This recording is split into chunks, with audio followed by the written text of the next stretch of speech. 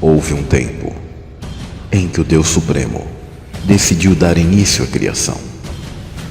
Tempo em que os seres celestiais foram criados e contemplaram o Todo-Poderoso moldando o universo. Neste tempo, houve o início da guerra que se estende até os dias de hoje. Após a criação do processo humano, em que parte desses seres foram colocados na terra paradisíaca, houve a queda da humanidade.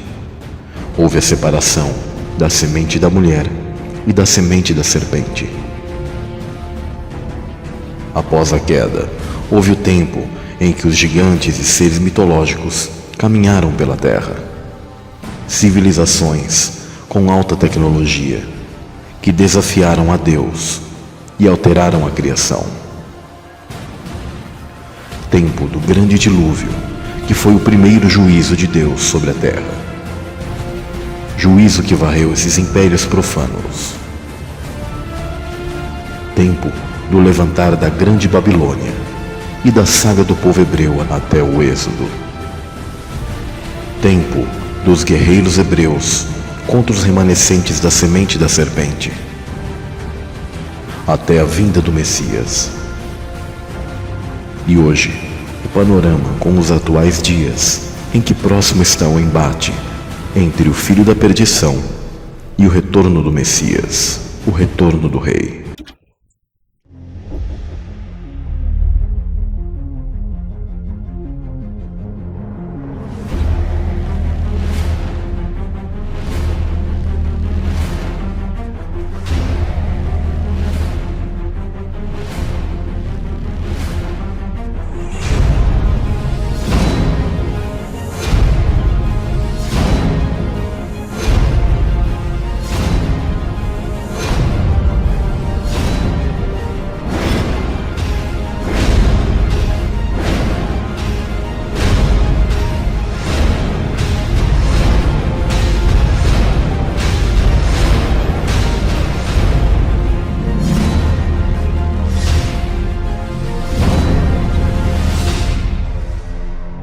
Este é o elo perdido.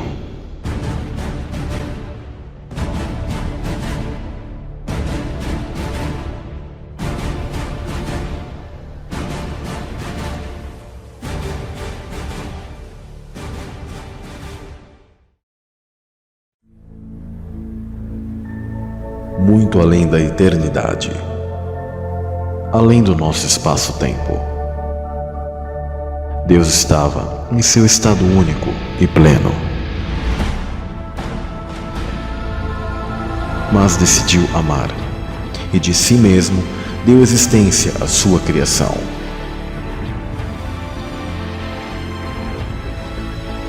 Deus quis ver a Deus e criou as dimensões superiores, chamadas de céus, e terra, as dimensões inferiores mais densas, que são a base do universo. O universo é permeado das águas do oceano primordial, que são vivas à medida que a energia viva de Deus passeia pelas águas. Deus é espírito, o espírito é elétrico, causando ionização por onde passa. O plasma é o que dá vida ao universo elétrico. As escrituras antigas decodificam o que ocorreu nos céus através de suas histórias. Como é acima, é abaixo. Homens como Noé, José, Moisés e Davi representam a Cristo em diversos momentos, assim como faraós, o rei de Tiro, o rei de Saul, prefiguram a Satanás.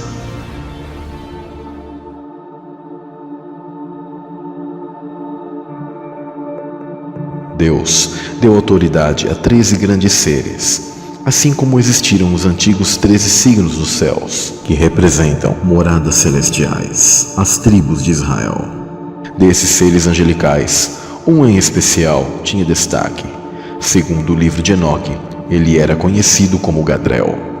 Este foi o principal dos 5 grandes anjos que incitaram a queda angelical. Em Enoque está escrito: o nome do terceiro é Gadriel. Ele descobriu todo o golpe de morte aos filhos dos homens. Ele seduziu Eva e descobriu aos filhos dos homens os instrumentos de morte, o casaco de malha, o escudo e a espada para a matança, todo o instrumento de morte para os filhos dos homens. Estas coisas derivaram de suas mãos para os que habitam sobre a terra daquele período para sempre.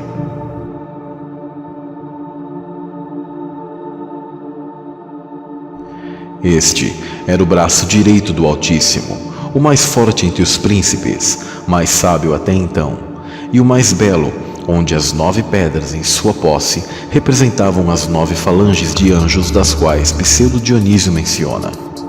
Estavam baixo o comando deste ser angelical. 9 hierarquias angelicais existem: serafins, querubins, tronos, dominações, virtudes e potestades, principados, arcanjos e anjos. Essa ordem foi primeiramente organizada por Pseudo Dionísio por volta do século V.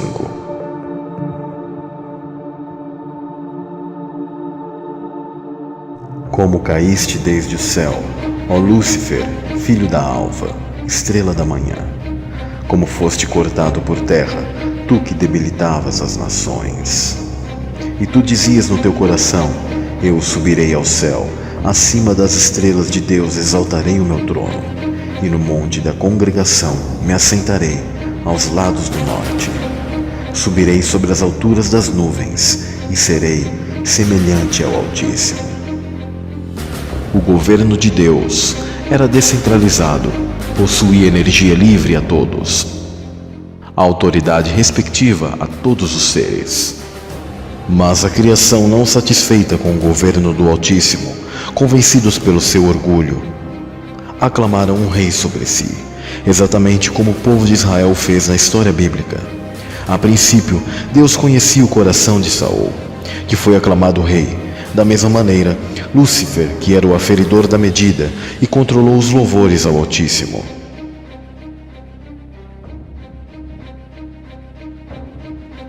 Estiveste no Éden, jardim de Deus. De toda pedra preciosa era a tua cobertura: sardônia, topázio, diamante, turquesa, ônix, jaspe, safira, carbúnculo, esmeralda e ouro. Em ti se faziam os teus tambores, e os teus pífaros, no dia em que foste criado, foram preparados. Tu eras o querubim da guarda, ungido para cobrir, e te estabeleci no monte santo de Deus estavas. No meio das pedras afogueadas andavas.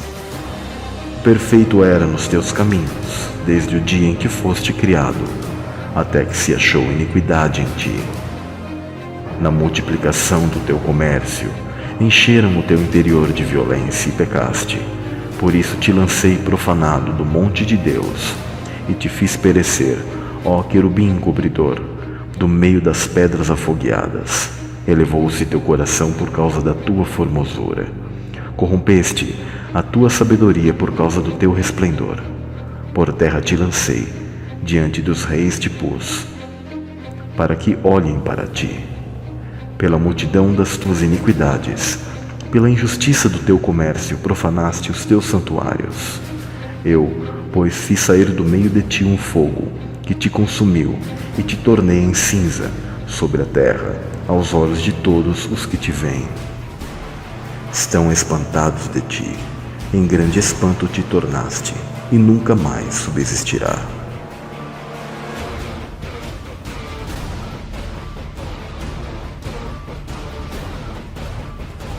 Este quis ocupar a mesma posição de Deus, e houve conflito celestial. Eu vi Satanás caindo do céu como um relâmpago. Na batalha houve caos, e os céus e terra se tornaram sem forma.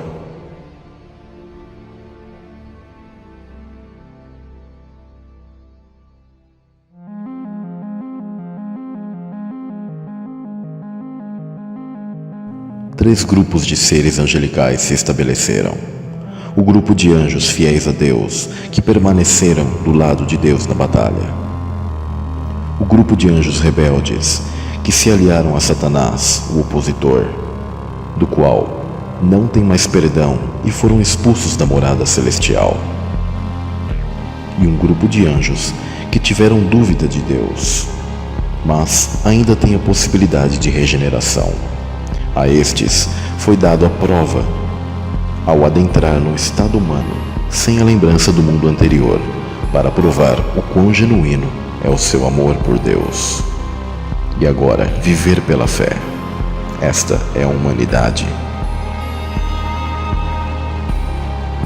Todos estes morreram na fé, sem terem recebido as promessas, mas vendo-as de longe e crendo-as e abraçando-as, confessaram que eram estrangeiros e peregrinos na terra, porque os que isto dizem claramente mostram que buscam uma pátria, e se na verdade se lembrassem daquela de onde haviam saído, teriam oportunidade de tornar.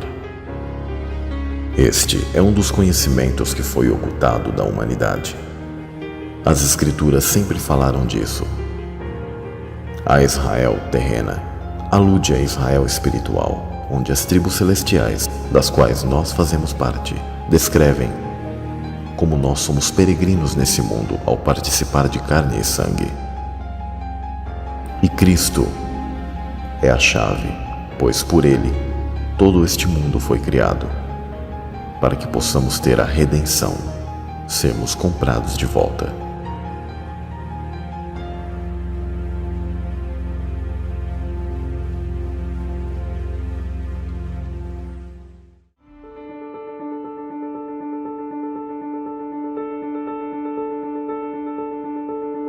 Percebemos um padrão bíblico em que, entre muitos irmãos, o considerado mais fraco era desprezado.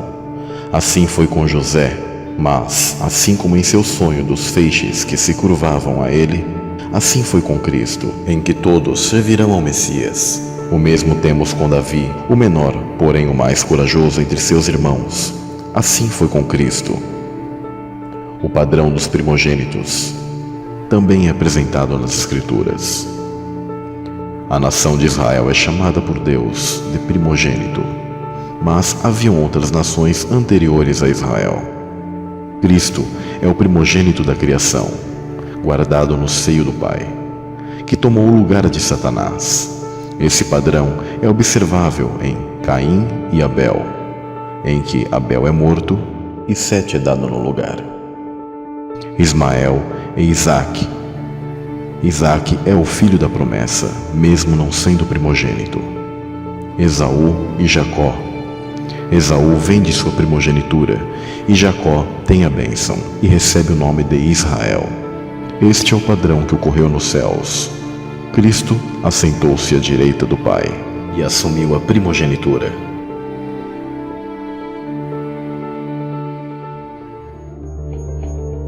Após a queda de Satanás, o opositor, 12 são os que regem os céus. 12 signos, pois Serpentário foi retirado. 12 tribos, a tribo de Dan é traidora, mas Manassés tomou seu lugar. 12 apóstolos, Judas, o traidor, perdeu seu lugar. 12 é a base.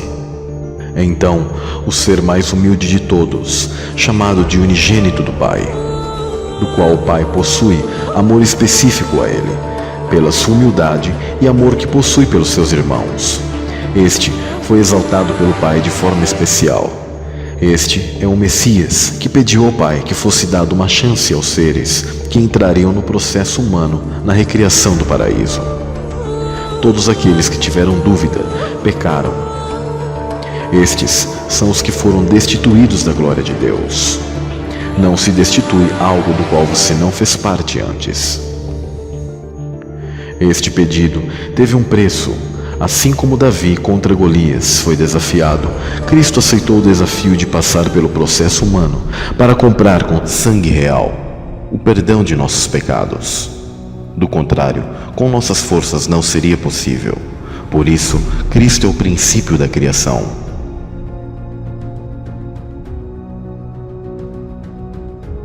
Ali estava a luz verdadeira que ilumina todo homem que vem ao mundo. Estava no mundo e o mundo foi feito por ele, e o mundo não o conheceu. Veio para o que era seu, e os seus não o receberam. Mas a todos quantos o receberam, deu-lhes o poder de serem feitos filhos de Deus, aos que crerem no seu nome, os quais não nasceram do sangue, nem da vontade da carne, nem da vontade do homem, mas de Deus.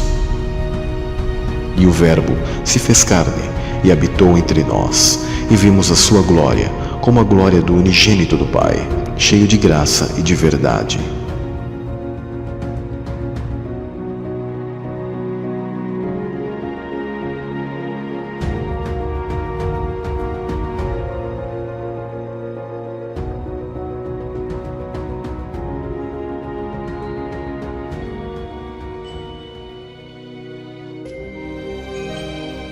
Mas para onde foram lançados Satanás e seus anjos? E o que ocorreu com os seres espirituais colocados no paraíso, dos quais nós fazemos parte, nós, a humanidade?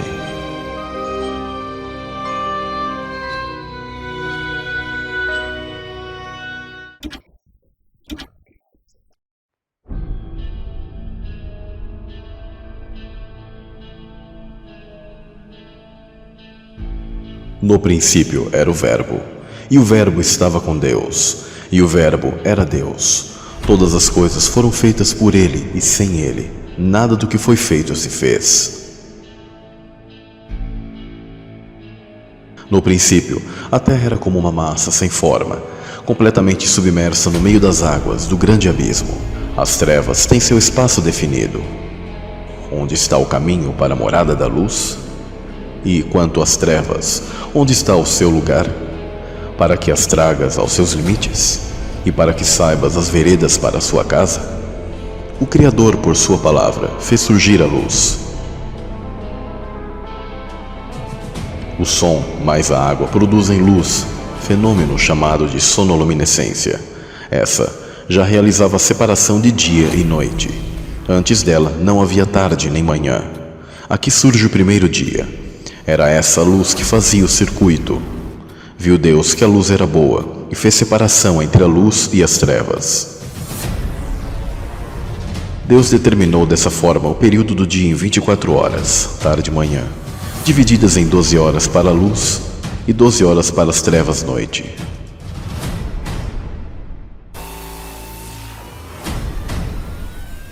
No segundo dia, o Criador fez surgir do meio das águas do abismo o domo, o firmamento. Acima da terra, tendo agora o reino físico, um formato que antes não havia, uma cúpula ou abóbada. Houve a separação de águas e águas, e fez surgir a terra seca. Deus planta seu domo sobre a terra. O Criador forma um espaço dentro do firmamento, gerando uma interação entre o domo e a luz, estabelecendo um limite para essa luz. Essa é a luz da realidade humana física. Com a luz, que é uma frequência eletromagnética, Deus faz separação do visível com o invisível através dos espectros infravermelho e ultravioleta. Era o início do nosso mundo visível, da nossa realidade material. O firmamento ou domo celeste foi criado por Deus para fazer separação entre um lado e outro, entre um mundo e outro. Depois foram colocados os luminares em cima, e embaixo apareceu a terra seca.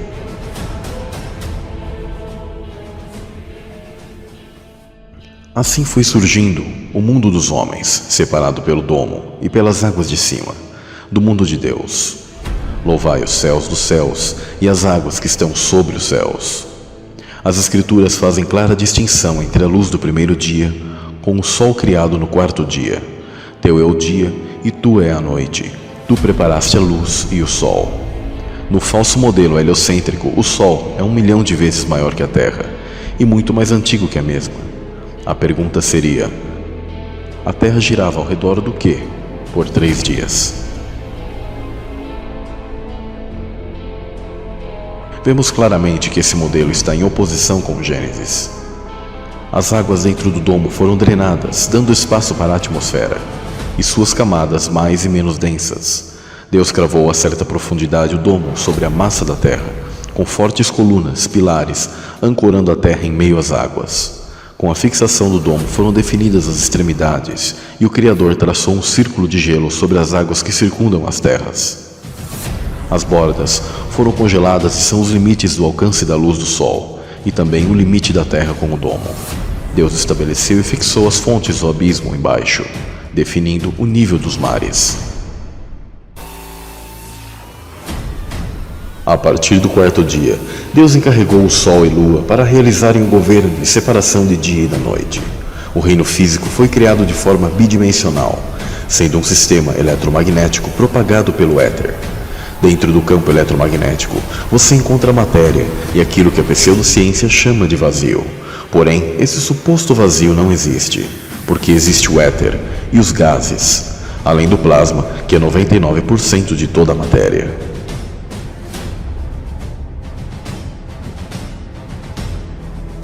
O éter é o fluido imaterial que permeia todo o espaço e é o meio da propagação de ondas eletromagnéticas.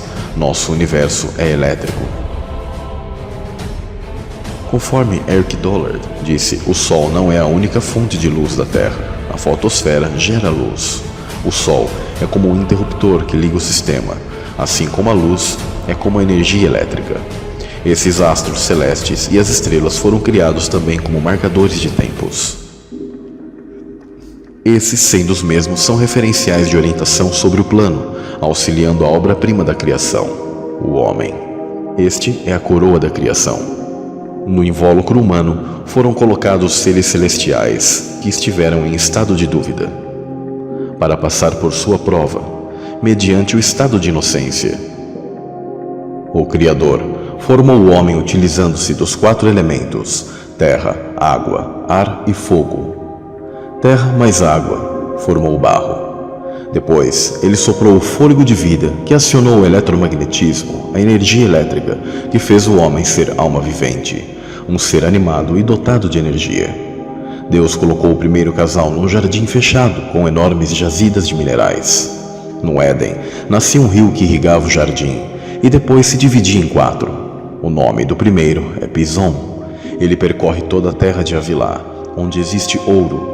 O ouro daquela terra é excelente.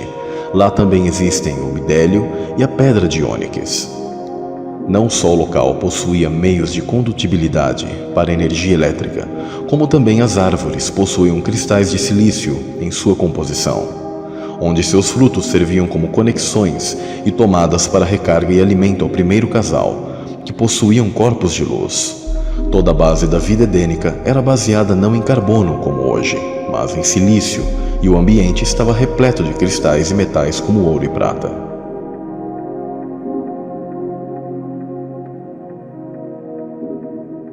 Adão foi o primeiro a se encarnar, e isso está relacionado à alta posição hierárquica dele, como um protetor, ou a palavra querubim.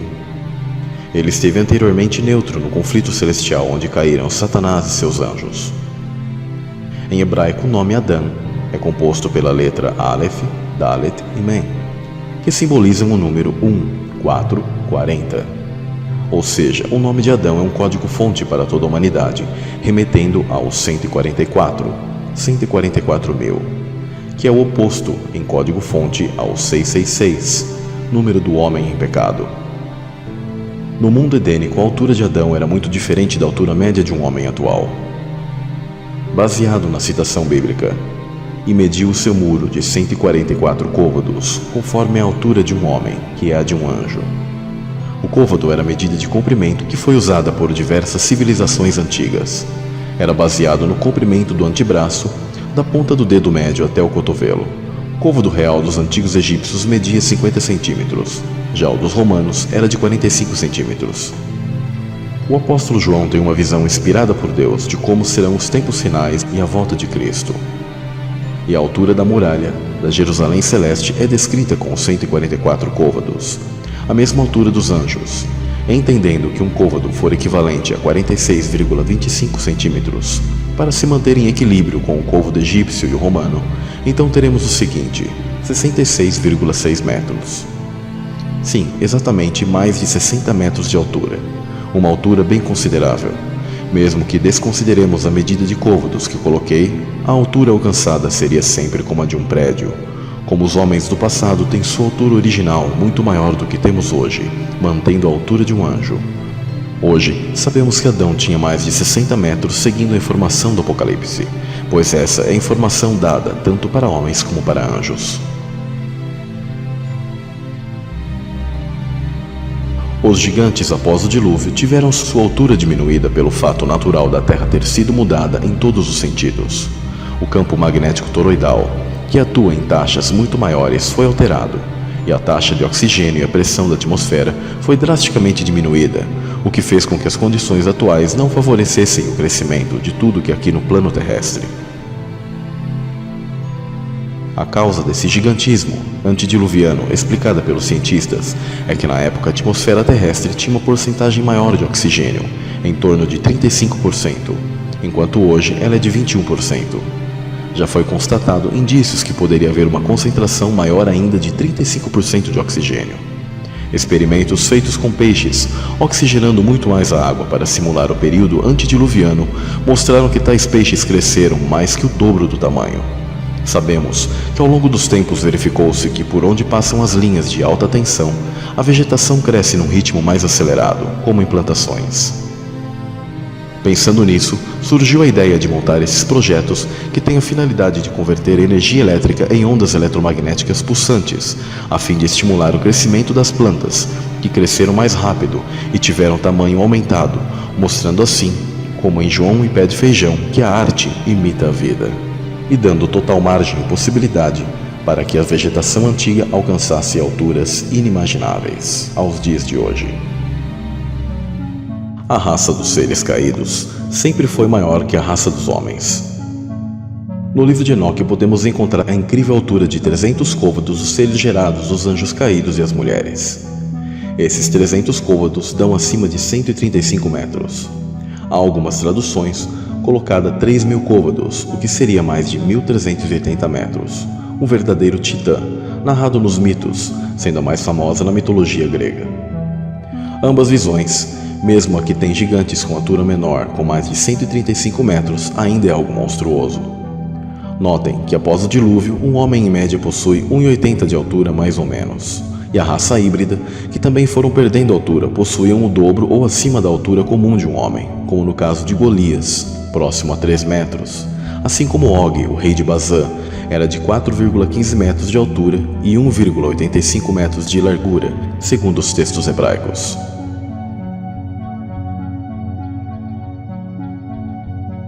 O Éden era temporal e um estágio apenas. Essa é a matriz que vivemos, porque nada trouxemos para este mundo, e manifesto é que nada podemos levar dele. Adão e Eva possuíam acesso limitado a Deus, não tinham total e plena comunhão. Eles estavam no Éden sob provação. Por ter recebido de Deus a incumbência de guardar o jardim, ofício esse dos protetores ou querubins, provavelmente Adão pertencia a essa classe angelical. Essa guarda era a base dimensional para o retorno aos céus. Essa guarda era contra o astuto ser angelical que caiu e também foi lançado para a terra como um raio. A intenção de Deus era que apenas o homem habitasse o Éden, porém no meio do jardim havia uma árvore que fornecia um acesso limitado, a saída do Éden. Deve-se ressaltar que animais foram criados em alusão e homenagem aos seres celestiais, e não ao contrário. Por isso vemos na Bíblia seres celestes com rosto de águia, leão, touro, além de serpentes aladas. Animais são sensores nessa realidade espelhada. Cada um possui um sentido mais apurado, ou até mesmo que não possuímos, como por exemplo o faro dos cães e a audição dos elefantes. Satanás se apresentou em sua forma de serafim, sua forma seráfica, que seria de uma serpente alada, assim como a serpente mencionada no Gênesis. E Eva, ter sido tentada pela serpente, realizou a conexão proibida com o ser que estava até então restrito. Após ter se contaminado, ofereceu esse acesso a Adão. Note que agora a serpente comeria pó da terra, e a humanidade voltaria e seria esse pó, estando cativa como energia para anjos caídos.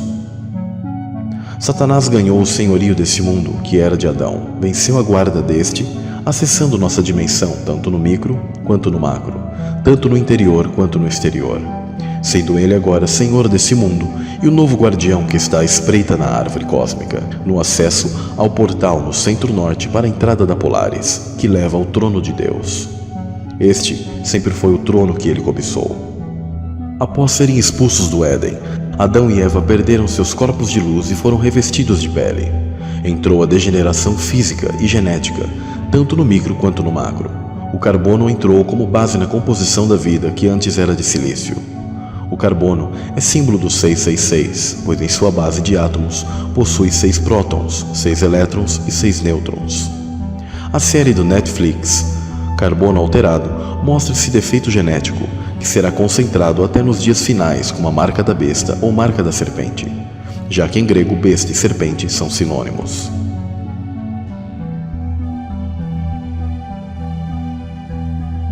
O acesso ao jardim ficou bloqueado por querubins e uma espada inflamada que anda em redor. Aqui é uma clara alusão à aurora boreal que gira em espiral. Na mitologia escandinava é dito que Jormungand, a serpente das águas, guarda o acesso à árvore Yggdrasil. Eva saiu grávida, portanto, de 2 sementes, a semente humana, herdeira da promessa do proto-evangelho de Gênesis 3,15, e a semente da serpente. A semente da mulher foi Abel, onde depois Sete herdou a continuação, pois Abel foi morto. Já Caim foi a semente da serpente, 2 sementes rivais e inimigas. O conflito celestial se estenderia aqui na Terra. Mudanças em toda a Terra ocorreriam como efeito cascata devido ao pecado, a tal ponto de crescerem cardos e espinhos, os vírus, fungos e bactérias nocivas aos homens. Esses seres do micro são entidades agindo no mundo microscópico, se alimentam das células do nosso corpo, cumprindo a sentença dada à serpente. No Gênesis 3,15 está o grande enigma bíblico. E porei inimizade entre ti e a mulher, e entre a tua semente e a sua semente. Esta te ferirá a cabeça, e tu lhe ferirás o calcanhar.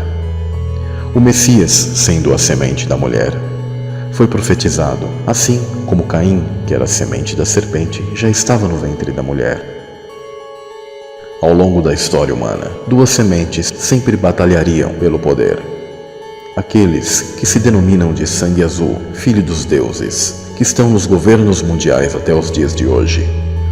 E aqueles que são filhos dos homens, relacionados à natureza e de vida mais simples, do qual sempre estiveram subjugados pelos governos.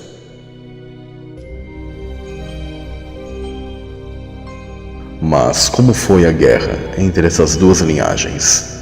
Como foi o surgimento e a construção do mundo antediluviano? E o que realmente aconteceu na chamada Era de Atlântida? Como o homem enfrentou o meio e os inimigos?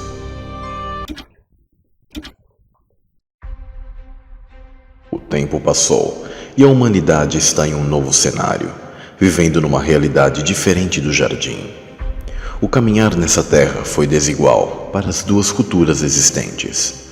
A linhagem de Sete, que vivia um estilo de vida bem simples, mantendo a fé e obediência no Criador, se relacionando com a natureza e com a criação de forma harmoniosa, algo parecido com os índios de hoje. Já a linhagem de Caim, buscando toda e qualquer forma de tecnologia e aparatos sofisticados para transformar o meio e extrair o máximo da terra, mesmo que o destruindo, dominando o próximo pela violência e força, apartando-se de Deus e procurando outros meios para ter poder e domínio. Esses meios eram o contato com os anjos caídos através de monumentos, pirâmides, círculos de pedras e zigurats. Caim foi o primeiro construtor de cidades, onde fundou a cidade com o mesmo nome de seu primeiro filho, chamado Enoque. Não é o mesmo Enoque da linhagem de Sete. Seus descendentes tinham por lema se vingar 70 vezes 7. Isto é o oposto dos ensinamentos de Cristo, onde devemos perdoar 70 vezes 7. Caim recebeu o sinal, a marca, o hexagrama. E por mais estranho que possa ser, devido à mutação genética, ele possui uma aparência bizarra, abundância de pelos, sendo que algumas tradições lhe atribuem chifres e um andar encurvado, muito próximo a um fauno ou minotauro. Outras tradições dizem que ele bebia sangue e ritualizou seu irmão. Daí surgem os contos de vampiros e lobisomens. Lembram de Darwin e sua evolução humana? Aquilo nunca representou a semente humana, mas a semente da serpente e sua evolução, indo de uma besta como Caim, evoluindo via engenharia genética para os nefilins modernos de hoje, que nada diferem da semente da mulher. O joio hoje está igual ao trigo.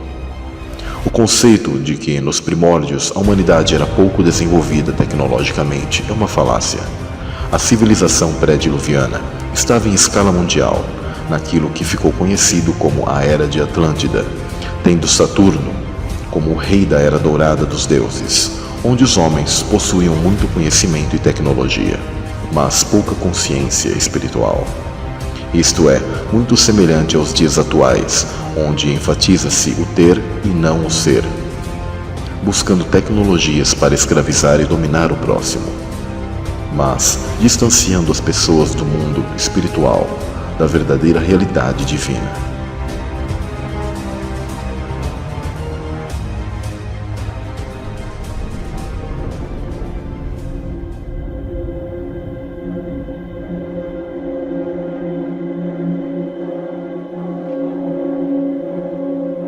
No livro de Enoque, é descrito que 200 anjos sentinelas desceram para a terra no Monte Hermon, na atual Síria, nos dias de Jared. Esses seres, originalmente de outra natureza, modificaram sua frequência e vibração para se materializarem na nossa realidade física. Isso ocorreu no mundo antediluviano, e esses 200 anjos vieram com uma missão para a Terra, justamente para guardar a humanidade contra o ataque dos demais anjos caídos, que caíram aqui desde o momento da rebelião celeste, na Primeira Guerra.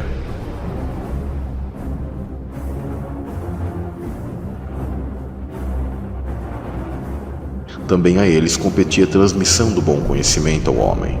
Entretanto, esses anjos não retornaram para o lugar original nos céus e se rebelaram contra o Eterno, deixando suas moradas, se juntando a 1/3 que havia caído com Lúcifer.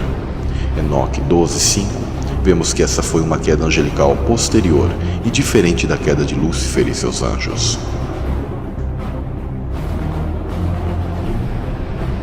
Na tradição rabínica judaica, há o conceito que os anjos, para acessarem a Terra, tiveram que passar por cortinas de água, rompendo mundos e acessando a nossa dimensão.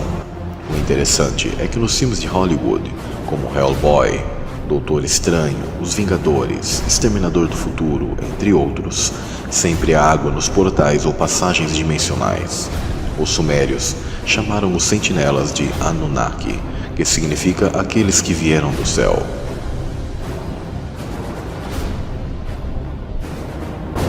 Voltando ao livro de Enoque, o mesmo cita esse evento peculiar na história da humanidade, onde os anjos ensinaram conhecimentos proibidos aos homens, e houve essa intervenção extradimensional na Terra. Além disso, Azaziel ensinou os homens a fazerem espadas, facas, escudos, armaduras ou peitorais, fabricação de espelhos e a manufatura de braceletes e ornamentos, o uso de pinturas, o embelezamento das sobrancelhas, o uso de todo tipo selecionado de pedras valiosas e todas fortes de corantes, para que o mundo fosse alterado. A impiedade foi aumentada, a fornicação multiplicada, e eles transgrediram e corromperam todos os seus caminhos. Amazarak ensinou todos os sortilégios e divisores de raízes. Armers ensinou a solução de sortilégios. Barakayal ensinou os observadores das estrelas, que são os astrólogos. Akibel ensinou sinais. Tamiel ensinou astronomia. Azaradel ensinou o movimento da lua. O nome do quarto é Penemue. Ele descobriu aos filhos dos homens o amargor e a doçura, desenvolvimento de aromatizantes, e mostrou a eles todo o segredo de sua sabedoria. Ele ensinou aos homens a entenderem o escrito e o uso de tinta e papel. Fica claro que cada anjo ensinou uma habilidade que domina. Cada um possui um conhecimento e técnica em determinada área. Desde os primórdios, o conhecimento tecnológico que deu base à nossa civilização foi adquirido através de anjos.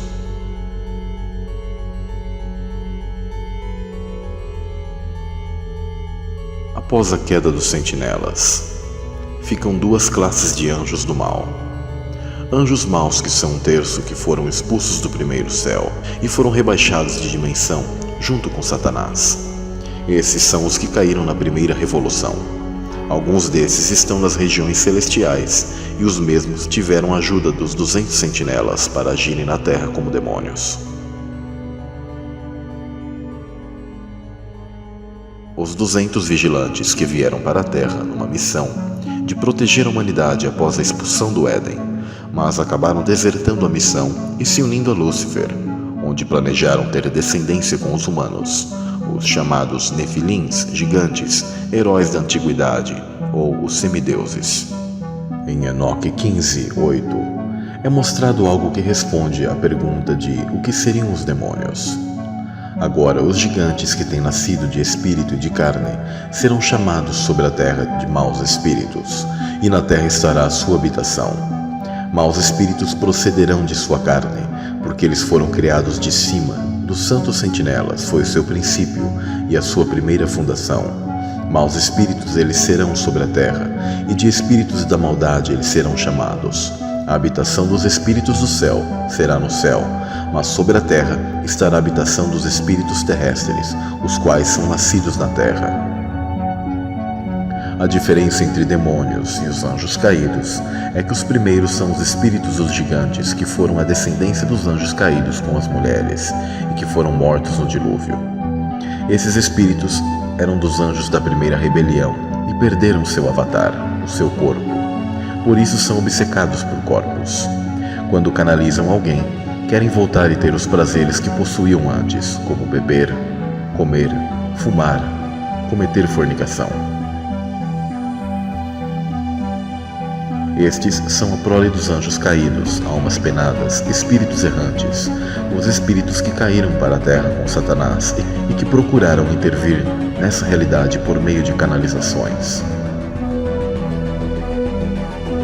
Jesus disse sobre esses: e quando o espírito imundo tem saído do homem, anda por lugares áridos buscando repouso e não o encontra.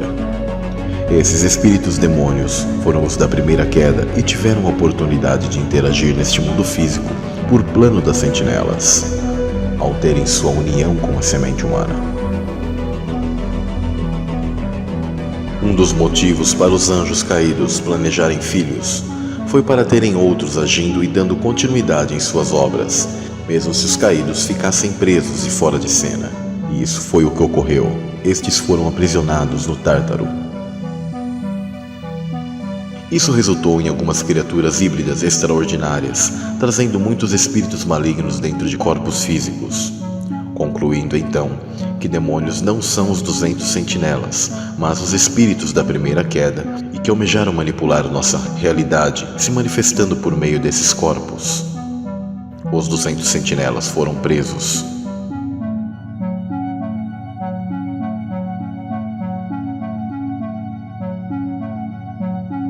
Na famosa abertura da Paramount, decodificamos a mensagem subliminar: estrelas descendo dos céus, atravessando as águas, atravessando o domo, se agrupando sobre uma montanha, o Monte Hermon. Reparem que há 33 estrelas, e destas, 22 estão sobre o monte, e 11 estão abaixo do monte.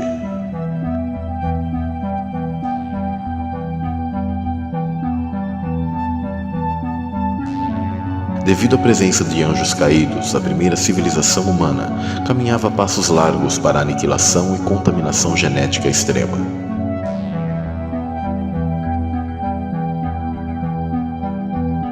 Povos antigos espalhados em diversas partes do mundo foram permeados em sua cultura, com informações sobre híbridos de animais e seres humanoides. Isto nada mais é do que a engenharia genética em ação. Sumérios, babilônicos, minoicos, entre outros, contam de seres como Minotauro, centauros e quimeras, titãs, hidras, sereias, sátiros. Esses últimos que, segundo a mitologia grega, eram ávidos por mulheres. O chocante vem agora. Todos esses seres fantásticos um dia foram reais.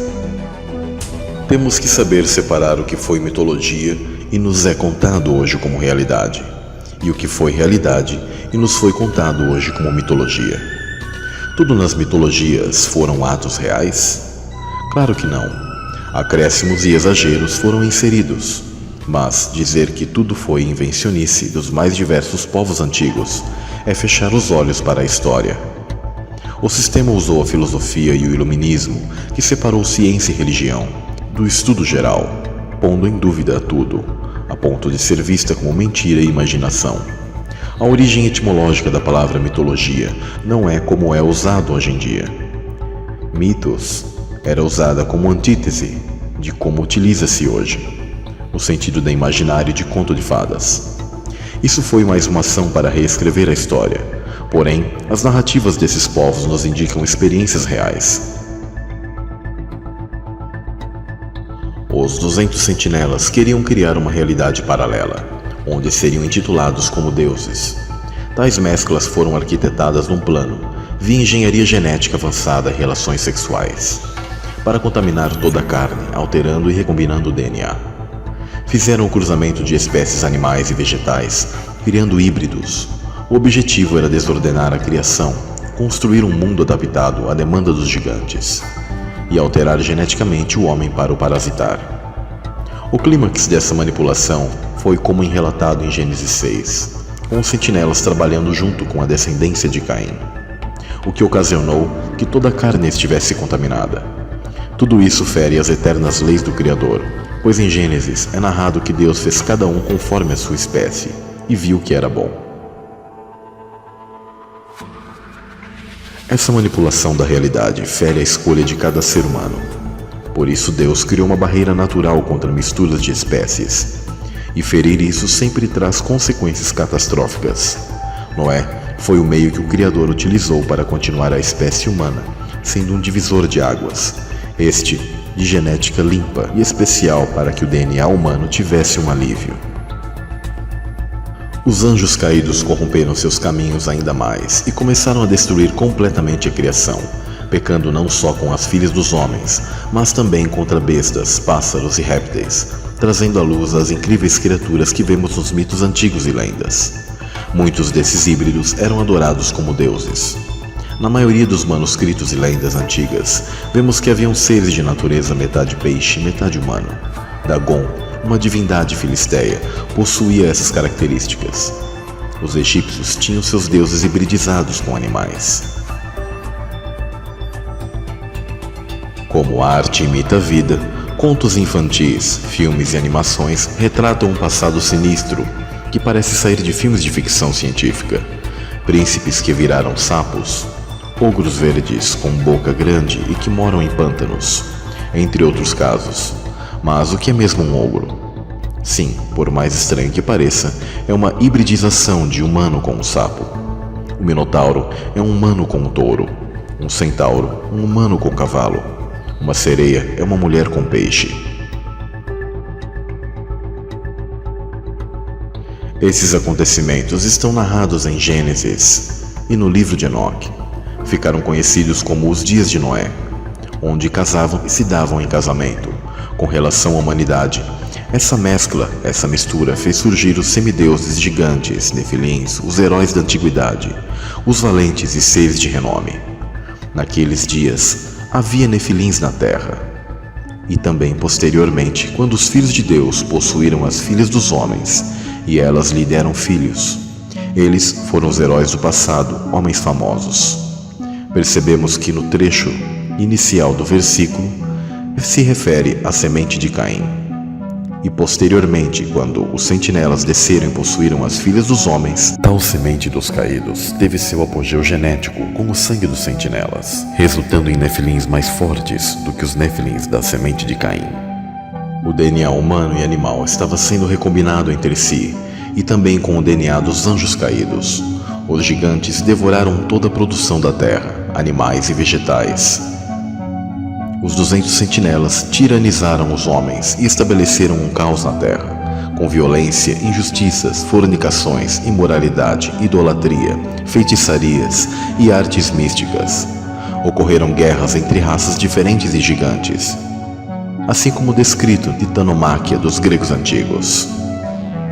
Além de serem maiores e mais fortes, os gigantes possuíam poderes místicos.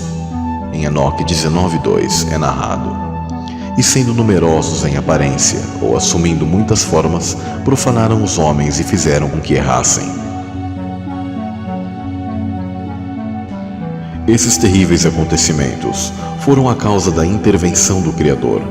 Logo Deus viu no dilúvio uma forma de limpar a terra dessas aberrações, aniquilando toda a carne que havia se corrompido, com exceção de um homem e sua família, Noé. Ao serem cortadas as gigantes árvores de silício que funcionavam como antenas captadoras e amplificadoras e transmissoras de energia.